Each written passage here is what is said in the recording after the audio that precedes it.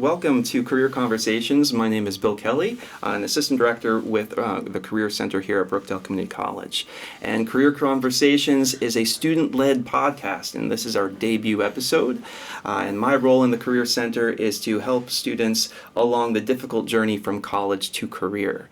So with that, I'll pass it off to the rest of the group here.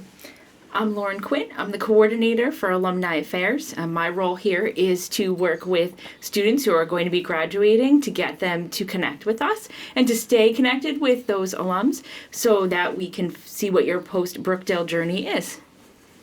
So I'm Anna Carvalho, one of those almost graduates that will hopefully be talking to Lauren soon. I also work at the Career Center. I work as a career peer mentor, so I'm basically just here to have those kind of conversations where if students are a little bit iffy about their career journey, just looking to talk and relieve those anxieties, but also mainly to work on their resumes with them, because that's, as we all know, the key first step into your career path. Pass it over to my colleague. Sure. Hello everyone, my name is Hannah. I'm a mechanical engineer major here at Brookdale. I will be graduating this summer, and I work as a digital content creator for the Career Center, where I create digital content for the Career Center, like managing the social media platforms. Oh, hi, I'm Shruti Shukla. I'm a computer science major, and it's my last semester. I'll be graduating this semester, so I'm super excited. I'm on the e-board for a lot of Brookdale clubs like Dreamers, NSLS, and some other that I forgot about. But I'm a part of the computer science club, ISA. I was part of GCP, GCD for a short time, and yeah. And hello everyone, my name is Jonathan Scott. I am a Brookdale Community College graduate, and I then went on to complete my bachelor's in finance at Rutgers in New Brunswick. And I'm now currently working full-time at Johnson & Johnson in corporate finance. And I'm very happy to be here, so thank you, Bill, Lauren, and everyone else for having me today. Thanks for joining Yes, us. absolutely. Thank you. So, one of the elements within our department goals in the Career Center is to really raise awareness of the concept called career readiness, right? Now, I have this definition here, so it's great that we have an alumni who's out in the real world here, and a student perspective and everyone's perspective on really breaking down this concept of career readiness. Because I'm going to read you a definition through this organization called NACE, the National Association of Colleges and Employers, and they are really developing a lot of great resources, but when we read their definition of what career readiness is, it's really hard to translate that to everyone and have a key takeaway in terms of how you apply that in a practical sense. So, according to them, so right here, career readiness is a foundation from which to demonstrate requisite core competencies that broadly prepare the college educated for success in the workplace and lifelong career management. And they have been helpful in giving out some framework for career readiness competencies. So we have career and self-development, communication, critical thinking, equity and inclusion, leadership, professionalism, teamwork, and technology.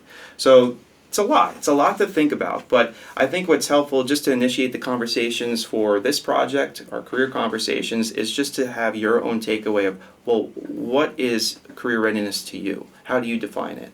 Because we all come from different avenues of life and different perspectives. So it might be helpful for the audience, the students that are listening to us, to hear our take, and maybe they can identify a little bit more to each of our definitions of what career readiness is.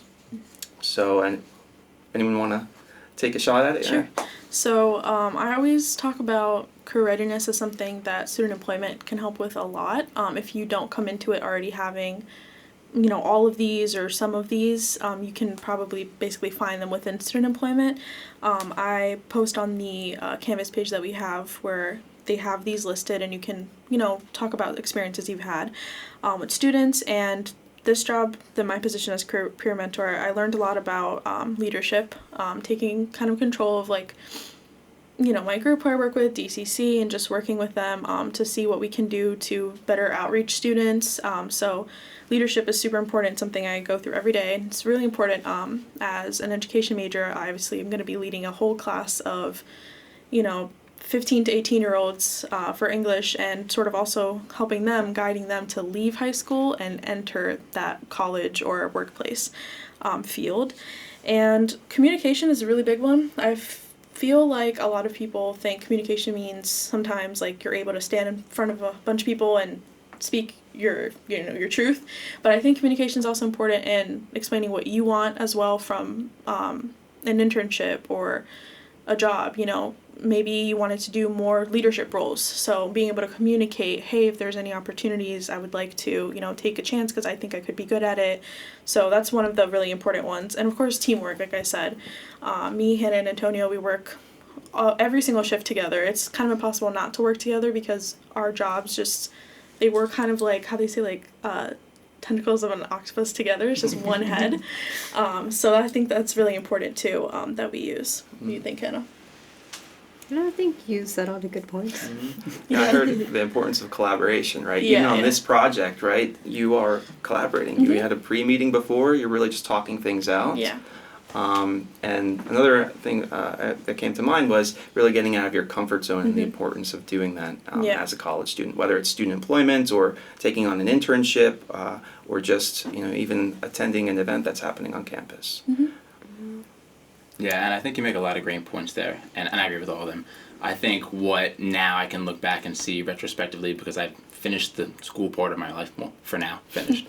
In case I change my mind, who knows. But what's funny is that in the moment when you're in school, you're doing these things and you're recognizing, you seem to be very self-aware of what you're doing, which is great. And you're recognizing them as part of your educational experience in your path, right? But what's funny is that a lot of what you're doing now is going to be very similar to what you're doing when you're in the workplace. Same ideas, same concepts, same skills. What's going to change is your subject matter, because you'll be working with, in your case, it'll actually be somewhat similar because you'll be still in an educational institution, but you'll be the leader of the room. You'll be the teacher in the classroom. So the subject matter will be a bit different, but the skills that you're utilizing are going to be similar to a lot of what you've learned and hopefully developed some mastery in during your time in school. So the gap from where you are as a student to where you will be as a professional is not as wide as it seems when you're in the student role, but once you get into the career role and you look back, you realize it wasn't that big of a leap, which is quite comforting. I wish you could see that now as students. I don't think I could make you see it that way, and I don't think anyone could make me see it that way when I was a student either. But hopefully that can provide at least some reassurance for you guys as you continue to move towards the end of your educational journey. Definitely. Yeah. Maybe let's stay on leadership for a little bit longer. So can you share a little bit more about your experiences as a Brookdale student and how you really worked on developing leadership? And because you have incredible successes, and Thank you. I think students need to hear about what you've done as a Brookdale student. Yeah, sure. I think probably one of the more important things that works for me as a leader, both in my role as a parent, my son is 6, so it's obviously plenty of leadership there, and it's not something I can kind of dial in and out of, it's perpetuating. But also when I was a student I find it pretty easy for me to admit to when I'm wrong and to when I need to make a shift to my plans that I had maybe rigidly in place, but no, let's try and do a course correction there. I think the first great example of that is when I started Brookdale, I actually was planning to pursue physical therapy, which I don't think most people know that. But once my son was going to be born, I realized that I needed to kind of change course. I wanted to pursue something that was a bit more pragmatic and had less of a long tenure in school, because I wanted to get to the point of being able to provide sooner than what would have been probably around 8 years had I continued with physical therapy. And actually one of my professors here, shout out to Cheryl Fensick, wherever she may be today, she was a great guiding light to me and was my anatomy professor, and I expressed to her like, hey, these are my concerns, this is what I think might change, and I think I was choosing one path, but it's no longer the right path for me. I don't know what to do. And she was very honest and forthcoming with me to say, like, listen, you need to go with whatever you think is the most beneficial and pragmatic for you in the long term, even if that means leaving behind what you initially thought was like the plan at the onset of things, which of course I did, because now I work in finance, so not at all physical therapy. I'm now attending physical therapy, which is a totally different story. But the ability that I had, and unfortunately that I did, to look at what was my path in front of me and say, no, it's what I said I wanted, but I can no longer pursue that for whatever reasons I need to course correct, was very helpful in the long term. And I look back and I'm thankful that I had, 1, the foresight, but 2, more importantly, the support of others to provide me the reassurance to go forward down that path, to change courses. And then as far as my time at Brookdale, I mean, I've always been the type of person to want to be involved in a lot. And I think that funnily, it's really just my social butterfly nature. Being involved means meeting new people and making friends and getting to hang out with all different sorts of people. And that to me is the best part of really almost anything, is the social aspect. But in doing so, it allowed me to inherently land in positions where I have the opportunity to say, hey, like, this leadership position is open. For example, in Phi Theta Kappa, I was the vice president of finance and fundraising. It was a position that opened up, it sounded interesting to me, and it was the ability for me to get into a position where I'd be networking and making friends with people again that were like-minded, wanted to pursue something that was a bit more than just a slightly involved role in the organization, but a leadership position. And just continuously trying to find whatever that next opportunity is to get continuously more involved, which typically meant taking on leadership positions, was always just an interest of mine. And I don't think at any point I would look back and say, that didn't really play out as I had wanted to. I think each of those instances has proven to be as beneficial as I would have expected it to be, if not more so. Mm-hmm. No, that's really great information. And, working with students, oftentimes they put a lot of pressure on themselves. Like, I have to declare my major because this is it. I can't pivot, like you mentioned. But that is an option, right? And I don't know if you wanted to share a little bit about your story in terms of pivoting from one major to another. Mm-hmm. So I started off Brookdale 2021. My junior and senior year was COVID completely. I had maybe 2 months that I had started into junior year before everything went down. And that was, it was supposed to be 2 weeks, ended up being the rest of my high school experience. And they always say that those last 2 years are supposed to be where everything happens and it's great. And unfortunately that was not my case.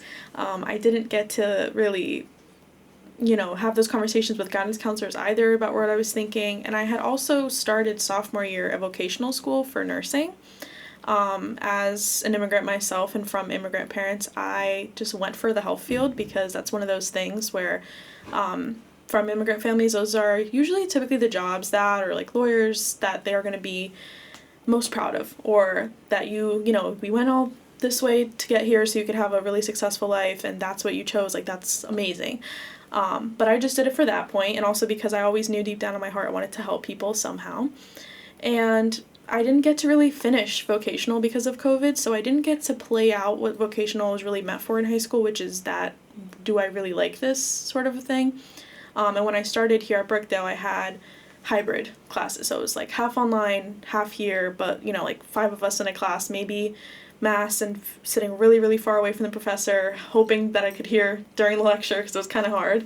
And it was just a time of anxiety because you come from the pandemic thinking, this is never going to end. I was 2 years in at that point, and that's not how I wanted the college experience to go at first, because technically, when you walk in, it's supposed to be that, take a tour, meet with people, but at that time, you couldn't really do these things the normal way that you're expecting anyways. So when I started nursing 1 class in, and it just hit my chest that wasn't for me. Not that I didn't love taking care of people, because I adored my experience at vocational working in a nursing home. That was the part that was the best for me. None of the other aspects, however, of nursing did anything for me. It was just the people part. And I had to come to a conclusion that this was not the major for me. And the second that I learned that, at the same time, I was anxiety ridden, but also relieved. It was that, am I even doing this? Like, is this the right thing to do? Like you were saying, like, is this worth it? Like, am I doing the right thing? Because of course, like, we all have 100 other jobs like we would love to do, not thinking putting family or money or anything into it. But I had no idea if this was the right choice. And I also went from doing something that socially is this like amazing thing, to be a doctor eventually, to teaching, which in some people's eyes is just going straight down. And for immigrant families, like, they think because at least in my country, I'm from Brazil, teachers get paid little to nothing, and it's terrible, but that's what they grew up knowing, that if you were a teacher, maybe you weren't be able to feed your family. And they don't know that in here, in America, there are much, obviously, greater opportunities for teachers. So the first step was being able to accept it myself, because I think the first step really is denial, when you're like, this is not the major for me. But then it felt right. And then after that, it was being able to talk to people, which is what I always recommend for any students that come to see me. They want to have that career talk with me, like, what do I do? It's talking to people, because even talking to me counts. Talking to your friend counts, your brother, your sister. I went for my brother because he went to Brookdale before. He had a really successful time here. He worked here. And what he told me is, what makes, like, it feel like you're happy to go to work? Like, what gives you that feeling? And when I thought about waking up, no matter how early, to get to class, to see a bunch of teenagers see me and pick me to look at every day and come see me and be able to teach them, that was like that felt perfect. Right. So immediately that was like, I'm in the right place. And it was hard. You know, everyone always thinks, like, changing majors is so controversial. Like, if you say that out loud, people are going to be like, wow, like, you changed your major. But another thing that we were talking about before is this whole judgment thing. I think we make ourselves. You know how they say, like, sometimes looking in the mirror, you see a bunch of things that nobody else is looking at when they see you. They just see you for you. But when you switch majors, you're like, everyone's gonna look at me and be like, wow, she has no idea what she's doing. Like, she's switching, it's like uncertain. And then when you really think about it, no one is looking at you like that. Right. Yeah, You know? it's just built up into your head. It's just right? you know, you're having the anxiety. But the only thing that's going to take the anxiety away is just accepting that you're fine. And that's what it did it for me. So I made the change. I went with my advisor. We talked. And the second I left that office, it was like, it all came off my shoulders. I was like, this is it. I'm going to go through the rest of my time at Brookdale, finally happy, like, in the classes I'm in. And when I took the opportunity to do observation hours with the help of Anne Laporta at her office, I did them at a high school nearby. And even 50 hours of being a student observer, not even student teaching, I was like, this is so wonderful. I was like, I'm waking up at 5:30 in the morning and it doesn't faze me because this is perfect. Yeah. So I totally understand that whole, like, it's like I don't know, like, your heart's about to leap out of your chest. But once you can finally just, like, calm down and think about it and think of how much happier you would be if you just went for something that fits, that makes sense with your personality, everything just kind of falls into place. Yeah, no, it could just be really anxiety provoking, but to make that decision, but just to your point, having these conversations, whether it's from a peer perspective, who's in your class, to a faculty member, to the folks in the Career Center, or really, employers that are out there, ideally listening to them, because I think it's hard to find a similar trend in terms of someone's career progression from college to career, but it's a roller coaster ride, right? And that's one thing that we need to really demystify, is that it's not a linear equation to become career ready. There's going to be ups and downs and pivots. It happens whether you're navigating from college, or I'm sure, as you're a professional in corporate America, there are these similar transitions that need to happen. The funny thing about that, I think, too, is that many people probably won't even know you changed your major. It's pretty much up to your discretion of who's going to know that, unless some people are just very observant of, like, well, you're no longer taking X courses for nursing, but I'm sure those people are probably friends of yours, hopefully. But, so it's to your discretion who's going to know that and who's going to be aware of those changes. But also the thing I think it's important to remember is that if there are people that have, opinions that they feel so inclined to share unprompted, they shouldn't be things that should allow you to change your mindset or change your directions. Akin to if you're, driving a car and you have a bunch of people in the back seat. You're not going to move the steering wheel every which direction the people in the back seat are saying that you should because of their opinion, right? Because that would create a very unsafe path towards whatever your destination is. And it wouldn't help anybody, least of all you, the driver, the one dealing with said driving and the anxiety of it. So no, you're going to continue to steer your own course the way you believe is best. And the same should be true of your career and your educational journey, in that there may be people that you would trust their guidance. Your person riding shotgun that has, they got the aux and they're running the best, mixtape for the road trip, and they got the directions. But those who aren't in that position of privilege to help guide you because you have them within that circle of trust, sure, they might have their thoughts and their opinions, but it shouldn't be the thing that affects the way you're going to steer the direction you're choosing to go. And I think that's a valuable skill to learn early on, because I think it's hard to remember that. So I think it's a valuable skill to learn now. Yeah, it's like having that mindset, like, don't take criticism from people you wouldn't take advice from, because, like, they don't know what they're talking. It's like their opinion, but if you wouldn't take advice from them, then, like, don't even mind their criticism. Right, that's true. And then actually talking about, coming from maybe a first generation, or you didn't have someone that you could look up to or ask these or have these conversations about being ready for college. And when deciding on a major is really important, sometimes we're hearing outside factors. So did anyone consider what their family thought what they should major in when it came time? Yeah. I know Anna, you had mentioned. Yeah, I think basically the three of Totally. us have Yeah. some experience. Hannah and I had older siblings that went first, is what we like to say. We were saying earlier, they kind of did the free trial of the whole college thing. Went their path, and we would basically take notes, and they would also give us advice, both her sister and my brother, to try to help us, because they are not going to know everything since they're first gen, and they're definitely not going to know, the perfect, here's a piece of paper, it's exactly what I did, follow this.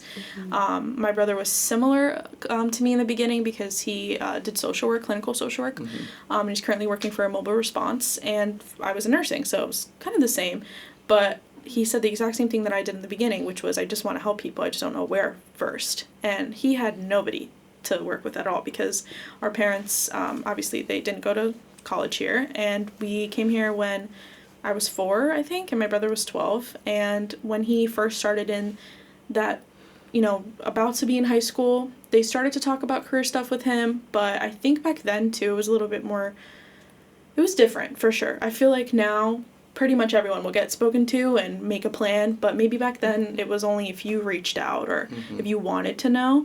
And especially if you did come from like an ESL program or something like that, I don't really see that back then they were coming to your class to try to talk to you about career, because maybe their main focus was teaching them English or something like that. But he had a lot of anxieties, and his whole thing was, in his head, he's always told me, he had to make it perfect so that he could answer questions for me. But I always told him, no one told, like, you didn't have to be perfect. Like, no one has to be perfect in their career journey, because there's a million other ways you could go. Even with his college decision, when he was, which is something I'm currently going through, when he was trying to figure out where to go first, Brookdale being one of the options, he literally had no idea, because there was no one to ask. There was no one who had been to Brookdale before and could speak on, what the school was. He went to college tours by himself, because my parents were hard at work when they got here. And that was tough for him, going at merely 18 years old, taking a bus or a train or whatever to go visit these campuses. But he told me that the most important was reaching out for resources here while still here, because I really do agree, and this isn't even biased, that Brookdale has one of those, it's just like more homely than anything that you've ever really seen. The professors just, I feel like they care for you in such like a special way. I've had so many professors, many that, maybe have nothing to do with my major, like my math teacher, Professor Darden. She's the best. She really gave that like sense of security. Those days when I would walk in, I'm like, I don't think I can pass this class, I don't think I can do this. She'd be like, who told you that you couldn't?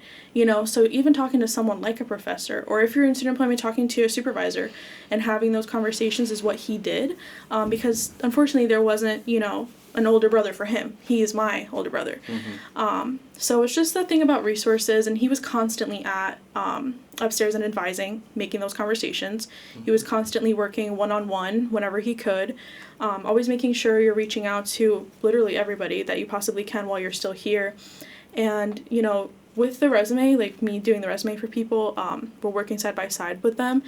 Even though it seems like it's one of those things, like, oh, I'm just going to worry about it when I'm about to graduate so I can get my job then. Having it done before is one of those things, too, that I know my brother wished he had done while he was here, because he didn't utilize the Career Center as much as he wanted to, and he expresses that to me now.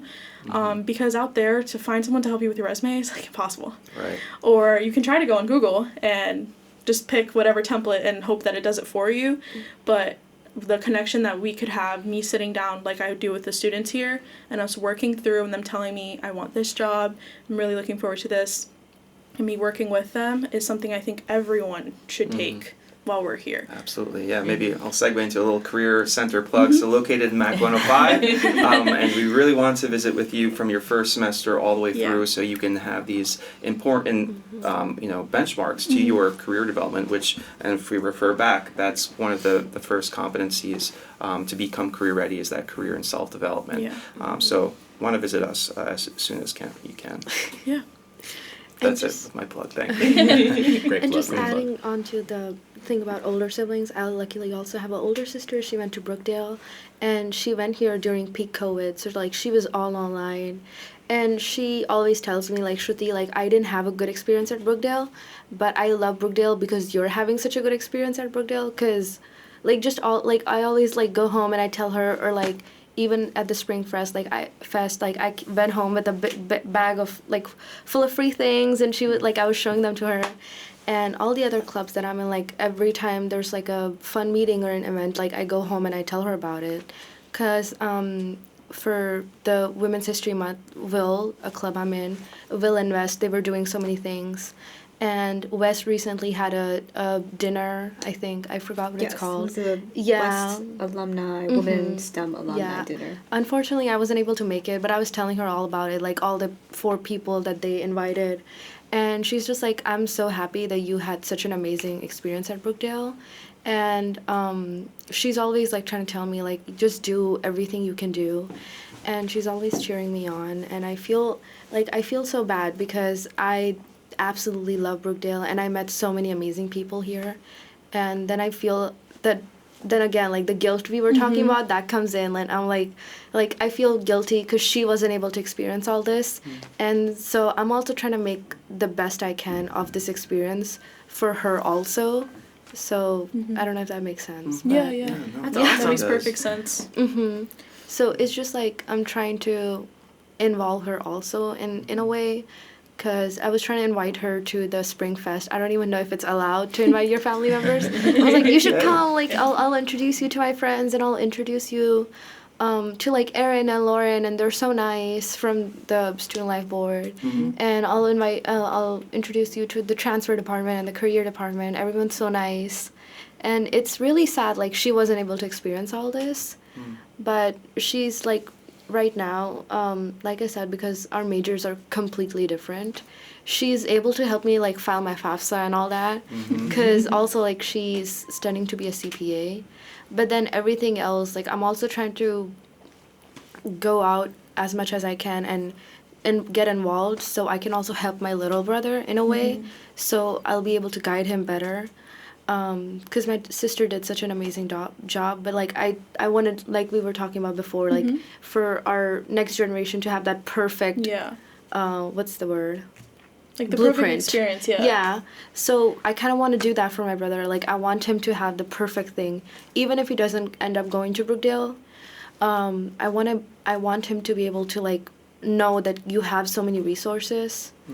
And there's like because I did not even think like we could have so many resources at Brookdale. Like even in my last semester, like I'm still finding new things. Like I didn't even know this was a thing, this podcast, until today. Yes. And like I'm finding new things every day that just make me love Brookdale even more. Yes. I think, But- sorry. Sorry. I think, like all I hear about Brookdale is like, I go to Brookdale Community College. It's like, oh my gosh, my son went there. He loved it there. It's just like, every time I hear about Brookdale, everyone just talks about like good things about it. And I have noticed every single person I've talked to here, they're like, oh my god, like when I first found out that I was going to Brookdale, like I cried, I didn't want to go here. And not gonna lie, I didn't cry, but I didn't want to come here either. Just because my sister didn't have a good experience. I was like, if she didn't have a good experience, I'm not gonna have a good experience. But I'm so happy that wasn't the case. Like Yeah. I loved it here. It's definitely love- get involved. Yeah. Just join a club. Totally, Join a like, club, and go to it's events. yeah, it's so nice, especially like because I love, like you were saying, like I love meeting new people. I love finding out about new people and just their life story. It, like helps us learn, about their experience and then how we can relate to our experience. So at Brookdale, like I've met people who are completely different from me, like grew up in a completely different part of the world, but also people who are so similar to me, and that sense of community is just so like precious. Yeah, that's great, and it's nice to see that you're kind of building like a schematic that could be used. Yeah. And yeah, I agree. I think your sister, unfortunately, I think her experience was, I know. the underscore there is certainly COVID, right? Because how much can you really make the experience your own when you don't Yeah. have the opportunity to? Not too much, right? But to your point, like you were a little apprehensive about coming here at first. but you've come and, of course, made it what seems to be a great experience for you during Yeah. your time, because, you know, life happens wherever you are, whether you make it or not. And it's going to be what you put into it, which clearly, and Exactly. I'm sure you all have done a great job of doing just that, planting seeds that are going to become rows of flowers for your own benefit at the end of your time at Brookdale. And that's really just great to hear. And I was more similar to your brother, in that I had no schematics in front of me from my family or from anyone else. So for me, it was very much so the pioneering journey of I have just as many questions as anyone else, maybe more, because I'm like, what is college to start? You know, like, I had no idea what any of it was. And so just having to try to figure out what my questions are. How do I ask them appropriately? Then who am I asking them to? Okay, now how do I take action on the answers I'm receiving? Like, there were so many iterations of, like, it's not just ask a question, get an answer, you're good to go. There was so many steps along the way. And I mean, truthfully, I think the most helpful thing for me was certainly, like, people like Bill and Lauren and then the Career Center. And like we were mentioning earlier, like, great professors. I mean, it's something to be said about being in a classroom where you have, I don't really know if the class size has changed since I was here, but it was like 30 kids, I think, was the largest class size I ever had. And then I went to Rutgers, New Brunswick, and 30 kids was the smallest class size that I ever had. And there's no exaggeration there.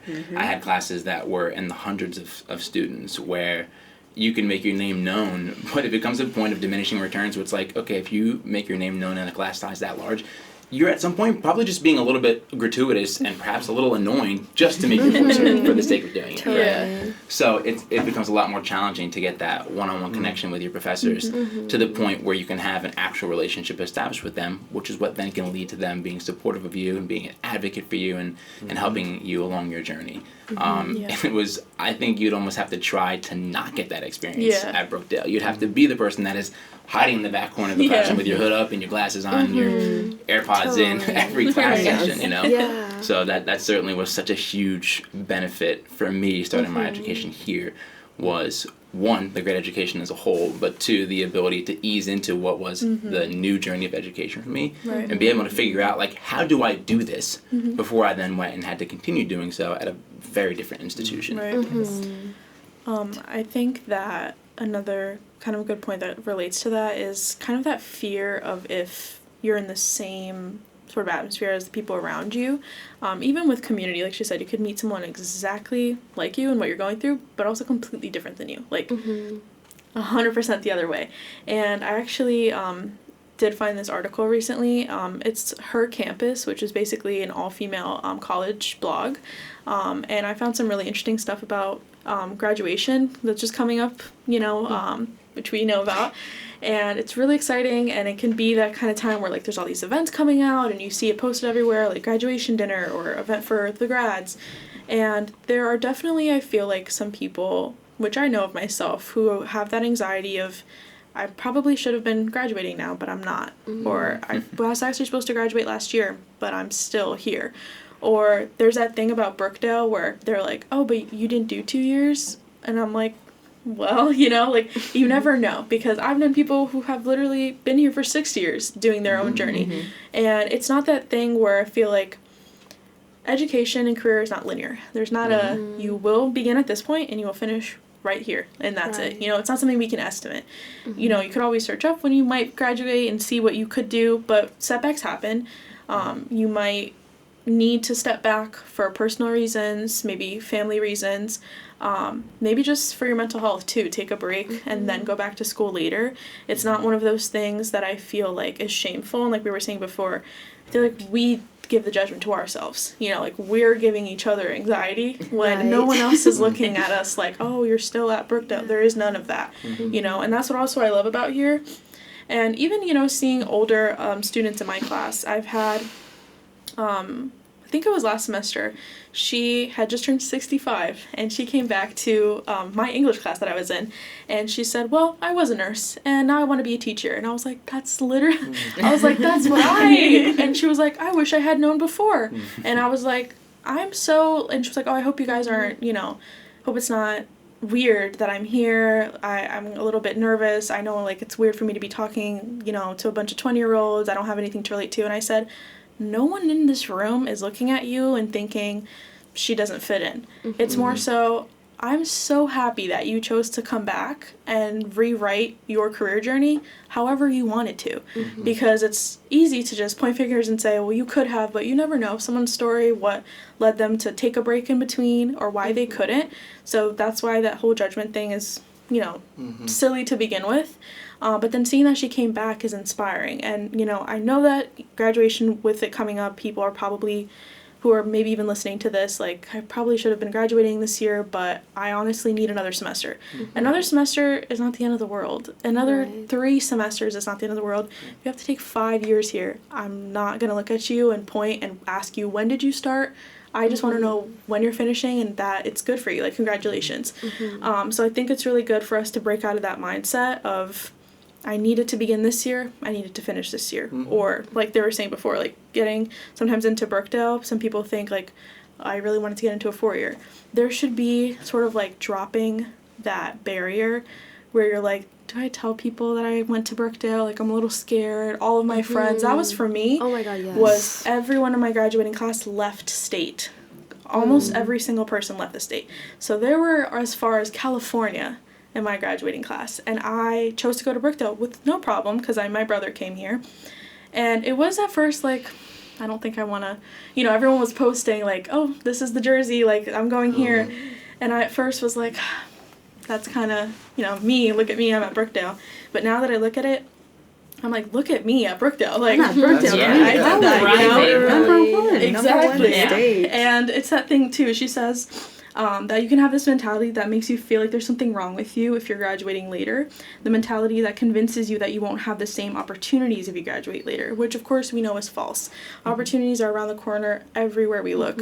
And, you know, maybe taking an additional semester can mean you get to do an internship that you wouldn't have been able to do if you graduated right now.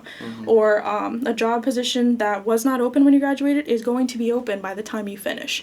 So I think it's really important for us to take all of this into consideration. You know, you're not missing out. You're not losing your chance. I definitely felt that way at first because when I switched my major, obviously that made me, you know, go a little bit behind. I should have graduated last year, but now that I look at it, I'm like, I'm glad that I didn't graduate last year because I would have had to come back to school and redid this all over again. So I'm glad that I just, you know, went with my gut. And then, you know, it's just that thing where I feel like we're all responsible for how each other, you know, around us, like, or the group feels or community feels. If we just break that stigma now about when you're ending or what are you doing or switching majors, like we were saying, I think that'll make just everywhere as a whole, no matter what school you end up going to, much more easier of a process. You know, we're trying to, like she said, generation by generation, trying to make everything a little bit better. My brother wanted to absolutely give me a blueprint, like she was saying, and say, this is it. When you don't have the same major, sometimes the blueprint doesn't really fit perfectly. But I think we all want to do that for everyone, but we definitely need to go through our own paths. Community being number one, trying to find the people who understand us. And from there, going through our own sort of way. And if that means having to restart 5 times or having to come back to school 10 years later, it's that's what we have to do, then that's what we have to do, you know? Yeah, and just adding on to the thing where you said, like, how it takes, like, oh, I was supposed to graduate last year. My sister, I'm sorry, I keep bringing this to my sister, but the first thing is, like, I feel like older siblings, immigrant older siblings, they take it on themselves to, like, parent us almost, and they're like, oh my God, it's my responsibility. Because just a few days ago, like, I was listening to my sister, like, talk to my brother, and I was like, girl, like, it's not your responsibility. Like, you're not supposed to be the bad guy here. Like, that's our parents' job. You're not supposed to be doing this. But has, like, this assumed responsibility because she's the oldest. And also, like, she was supposed to graduate last year. But just being at Brookdale, she had no guidance. Well, so she's also, like, an introvert, as, like, I feel like a lot of older siblings are. So she didn't go out to the career department or the advising department. So she was a bit behind on her schedule, and she's graduating this year instead. And, like, I just want to tell her, like, it's okay. Like, don't be ashamed. And, like, it's not a problem. Like, it's fine. And we have, like, they're not even our relatives, just, like, family, friends. They're like, oh, like, weren't you graduating last year? Like, when are you I'm like, they're not paying your bills. Like, you don't owe them an answer. Like, it doesn't matter. Just do it at your own pace. and also like you'll be fine. And I just like I want to tell her like how much I look up to her, but like as a younger child, like I feel like it's my responsibility to not tell them that. I can't tell you that I look up to you. Sorry. It's embarrassing. Yeah. Like I'm sorry, I don't do that. That gets But- easier with time to be able to. Yeah. It's like a Yeah. sibling thing for So sure. it's also like a lot of times like we were talking like if I was the sister and my brother was telling me like do this and do that, I'll be like no, shut up. Yeah. Let me so it's the same with my sister, like because she was like, oh my god, Shruti, like you have to take like 6 classes every semester. I'm like, don't tell me what to do.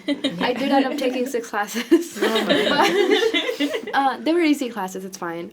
Like I did like now I'm graduating with like 70 credits, but like I'm not gonna tell her that I'm listening to her advices and I'm gonna act like I'm pissed, but I will listen to her advices because I know that she's been through it. Yeah. And yeah, it's like, and you were saying like the trial. Yeah. Yeah, Do they your free were trial. Yeah. exactly. It's all about tapping into your tribe and where you can cherry pick the information that's going to help Yeah. you on your individual journey, right? We all know Right. everyone's journey is different. Do you feel like that relates to maybe the corporate world or world of work after you leave college? Is what Yeah, you're I saying? want to touch on a couple of things. I mean, we just heard so much great stuff, so I'm trying to remember everything that's in my brain. But Mental first and blanks. foremost, the siblings thing. It's so funny how I'm one of 9, so I have siblings above and below. So I experience all the gamut of sibling relationships, and it's funny how with siblings being when you're the younger sibling, it's always stop telling me what to do. I don't have to listen to you. But could you repeat it again so I can write it down for later? Because you know it's actually pretty helpful advice that you're probably going to want to look at again at another point in time. So that's always funny how that, and that, in my experience, has not really changed much over time, where it's like, my older brother will tell me something, and I'm like, shut up, you don't know anything. But wait, what was that, though? That actually sounds pretty good. I'll take a second listen to that one. Yeah. But, Anna, so what you were saying earlier about, as far as, like, timing, I mean, it felt like you're reading off notes of, like, my journey. I was wondering if you guys did, like, some sort of FBI background really? check. I started at Brookdale, I was 24, so when I started, I already felt like I should have been finished, which is such an interesting, read between the lines, terrible feeling to start Right. with, because it's Yeah. why do I want to feel that way? No, of course I don't. But it was so hard to shake because I'm in the classroom with people that are in, most of the time a normal age to be pursuing their education, the start of it. And I'm thinking to myself, okay, well, I obviously have many friends that are my age. So I'm seeing all of them that did go through a more traditional path, and they're already in their careers and have been for X number of years, 1 to 3 years, and doing well. And I'm like, okay, that's where they are. I am just starting school. I don't even know what I'm going to do to like get through the education. There's just so much in front of me that I'm like, shoot, I feel like this should have already been done and resolved, and Right. I don't want to have to be doing this now. But, of course, I can't change that. I can't go back in time and alter the course of my life, and I wouldn't now. But it was an extreme challenge to try to come to terms with the fact that my pacing and my timing is not what everyone or anyone else's is. Everybody's going to be a little bit different. And in retrospect, I look back now and I'm quite thankful for when I went to school, because at 18, when I was right out of high school, I certainly did not have the foresight or the wherewithal to make a conclusive decision about what to do for eternity, right, with my career. And so I'm quite thankful that I didn't go back until I was significantly older and had the maturity to say, okay, this is what I know I want, which, as I mentioned earlier, was physical therapy. Yeah. And then I was like, wait, but I was wrong. Right. That's what I wanted, but now this is what I know that I want. And also this is what I know that I need, more importantly, and being able to pursue that well. And I think over time it was interesting how my age differential between me and most of my classmates, at first I saw it as like a great weakness of mine, and I saw it as like a huge burden. And over time I began to see it as a much more of a strength and a way to differentiate myself from others, but also to the point of like what we were saying earlier about meeting people and making friends. I found it to be a really great point of intrigue to talk with people, because I was kind of the outlier of no one else was, 6 years ahead of normal time and had a kid and doing education. Most of them were more normal age. So they wanted to talk to me about why I was doing that. A very fair question. And one that I, over time, got to have a pretty good answer for. And I, of course, wanted to understand their perspective, because I didn't experience an educational journey from their point of view. And so it created a really nice nexus point of social connection between me and a lot of my classmates, which was just so beneficial in the long run. I've made so many friends through school, both at Brookdale and at Rutgers, that I'm still friends with to this day. And the age differential has never been anything but, at this point, just a talking point. It's just, oh yeah, that's Jonathan. He's a little older. No big deal. Yeah. That probably didn't, that's not even upset. Hey, that's Jonathan. And then I talk about my kid, and they're like, well, how is he? How old is he again? Like, his kid's senior 7? What? But, it never actually was as much of a challenge as I presumed it to be at the start of my educational journey. And the other thing you said, which was really funny, was, well, not funny, but funny how much it related to me specifically, was the timing of if you need to do an extra semester, an extra year here and there. And what you had mentioned arbitrarily, or perhaps not, was taking an extra semester so you could pursue an internship. That is actually exactly what I did when I was at Rutgers. I was intended to graduate in May of 2021, and I realized the start of that year, so fall of 2020, that I wouldn't have been able to get the internship I wanted with Johnson & Johnson if I graduated in May, because then I would have been graduated before the summer internship, so I would be technically ineligible to intern. So I was like, okay, well, that's going to make it a lot harder for me to get the full-time role that I want, because I won't have the internship experience, I won't have the foot in the door. So what do I do? So I changed the pacing of my coursework through the course of that year, so I would have 3 classes to take the following fall. That way I could have that summer as intern eligible, intern, and then graduate that fall. And that's exactly what I did, and obviously that proved to be quite fruitful for me, because that's what ended up getting me into my career path that I'm currently in now. So timing is funny. It's not always a race to the finish line. I think more often than not, it's probably more of a marathon, and you want to take your time and pace yourself, and there may be ebbs and flows to when you're sprinting, to when you're jogging, to when you're going uphill, to when you're going downhill, to when you need a water break. All different considerations as to when you're doing your pacing and your timing throughout your educational path. And I think that probably persists throughout career as well. I don't think I'm far enough into my career to know that. For me, it's been kind of fully a sprint since I started. But I imagine the same will be true for career journeys as well. Absolutely, and I'm so happy you mentioned internships. Internships, right? Or any work-based learning is so important, and honestly, that's what employers are looking at. Less and less are they looking at the GPA. It's a factor for sure, but they want to see that experience, that stepping stone opportunity for you is very, very valuable. So, and you can seek assistance with finding an internship by visiting the Career Center and also logging into Handshake, which is Brookdale's job and internship database. Career Center Mac 105. Yes. Thank you. Absolutely. All right, so I think this was a really fantastic initial point for our Career Conversations podcast. But I'll leave it to the students here. Do you have any other questions or topics that you'd want to ask Jonathan from his perspective working? Open book, you can ask whatever you'd like. I had a question about transferring to Rutgers. Go for it. I might be transferring to Rutgers next semester, and like being at Brookdale, that has set like certain expectations for me of how I want my peers to be, how I want my professors to be, how I want my classes to be. So like the only thing that I'm scared of about transferring to Rutgers is the class size, because I love having like that personal connection with my professors. I can just go to their office hours. I can personally like sit down and they'll re-explain the topic to me and be like, okay, no, this is what you're doing wrong. This is what you're supposed to be doing. And I know Rutgers has like great like resources, and they'll have like study groups and such. But me personally, I think I'll be able to flourish more in like a smaller class. So like that's one of my biggest fears of going to a class, especially in a field like computer science, where there's so many kids in computer science, and having like 400 people in my class. How did you navigate it? Yes.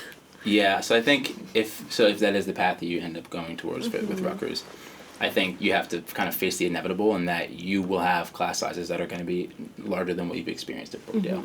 And so I think if you can, and I didn't do this because like I said, I didn't have a schematic, so I was not prepared for that 500 person lecture room. I'm like, what the heck is going on here? But if you can kind of still yourself ahead of time to be prepared for the paradigm shift, you're going to be going from fishing in a barrel to fishing in a pond. You still have the same propensity to catch a fish, and they'll probably be similar size and similar benefit to you. But the work that you have to put in to do it will be different, and will be at times just substantially more, because you're going to have to find a way to make, if it's a matter of getting a relationship with your professor, it's not you and 29 others trying to communicate with your professor, it's you and 60 others.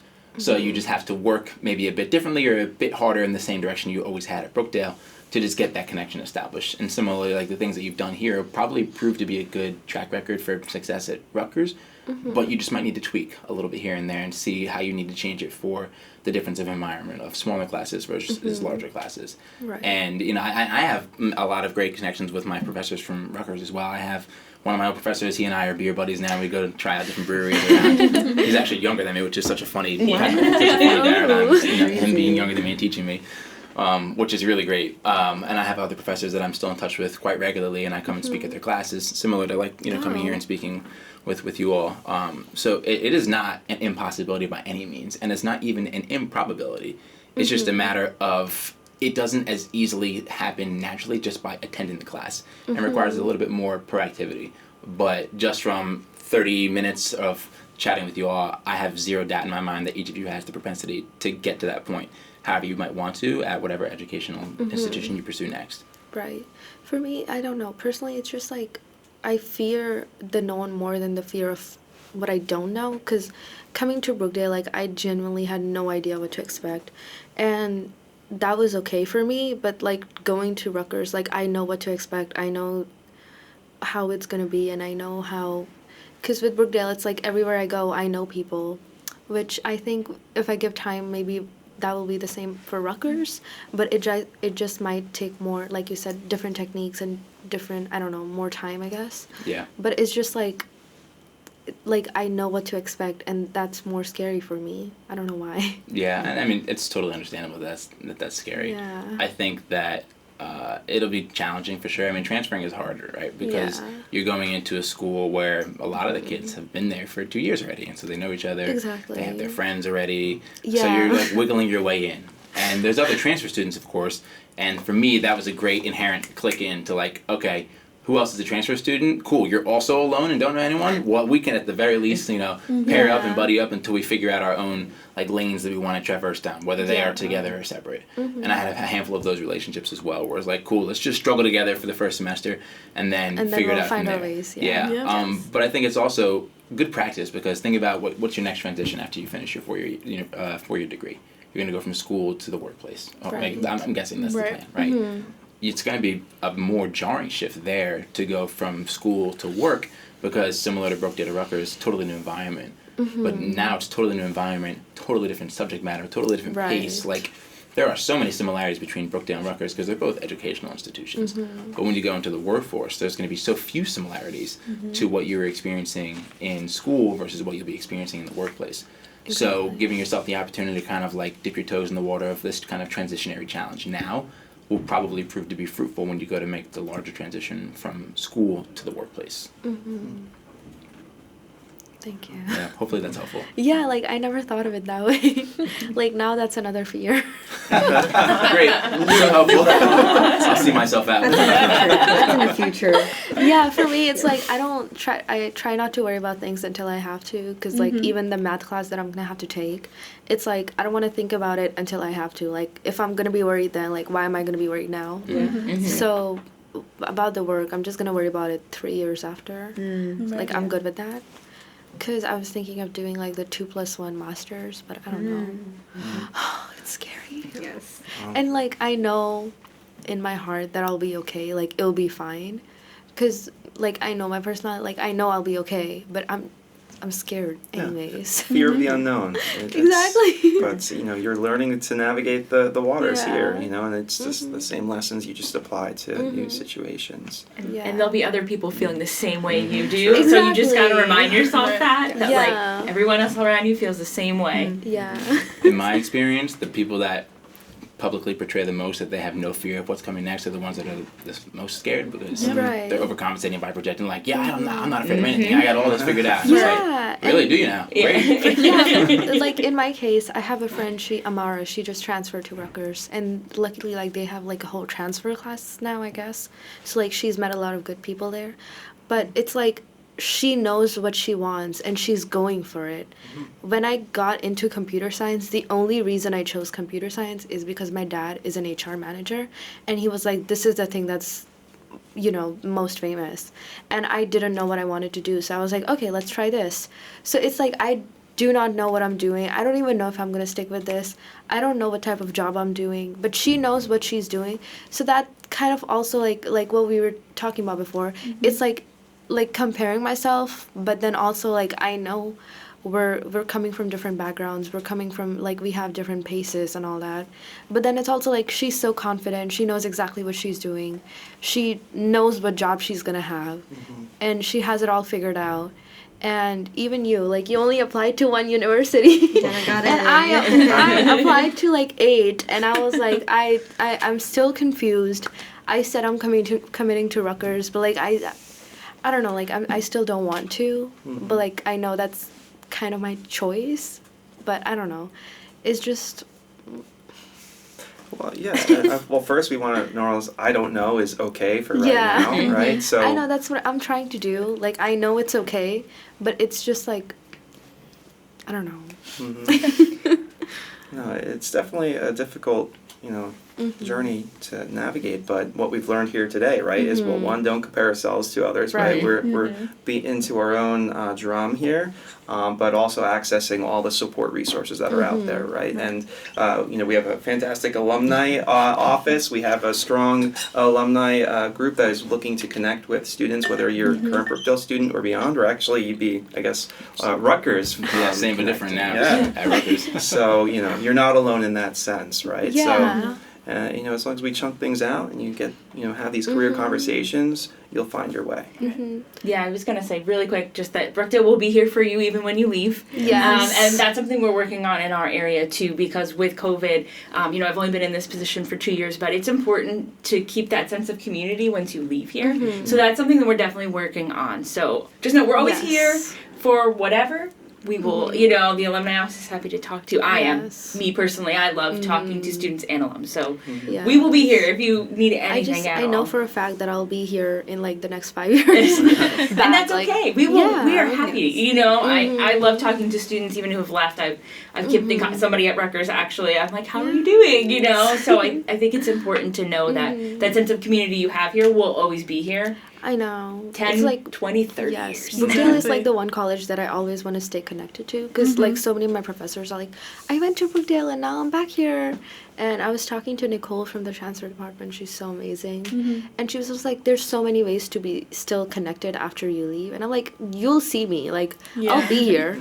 I'll be emailing you. Exactly. Please email me, because as we build our alumni program the way we want to, we need students like all of you who want to stay with us and help us build what you need post Brookdale. Right. And yeah, it's like, I know for a fact, like, after 5 years, I'll be like, Shruti, like, what were you worried about? Like, everything is fine.